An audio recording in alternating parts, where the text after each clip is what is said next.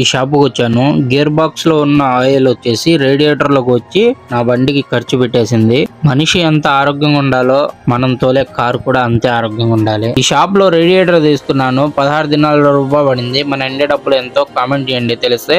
ఇంకా ఈ రేడియేటర్ తీసుకొని మనం మెకానిక్ షాప్ కి వెళ్ళాలన్నమాట. అక్కడికి వెళ్ళిన తర్వాత అక్కడ ఎక్స్ట్రా చార్జ్ అవుతుంది. మెకానిక్ షాప్ ఎక్కడ పడితే అక్కడికి వెళ్తే డబ్బులు మాత్రం బాగా దొచ్చేస్తారు. మనకు తెలియదు కాబట్టి మెకానిక్ వరకు, అందుకోసం వాళ్ళకి చెప్పినామంటే ఇవ్వాల్సి వస్తుంది. అదే మనకు తెలిసిన వాళ్ళు అయితే కొంచెం చూసి తీసుకుంటారనమాట. గేర్ బాక్స్ ప్రాబ్లం అనేసి నాకు ముందే చెప్పారు. ఎందుకంటే గేర్ లో ఉన్న ఆయిల్ రేడియేటర్ లోకి వచ్చి రేడియేటర్ మొత్తం చెడిపోయింది. బండి ముందుకు వెళ్తుంది, వెనక్కి వెళ్ళట్లేదు. అదే గేర్ బాక్స్ ప్రాబ్లం వల్ల ఈ బ్రదర్ వచ్చేసి కొంచెం హెల్ప్ చేశాడు రివర్స్ గేర్స్ కోసం. ఈ రోజు నాకు చాలా స్పెషల్. ఆ స్పెషల్ ఏంటో నేను ఎవరితో షేర్ చేసుకోలేకున్నా.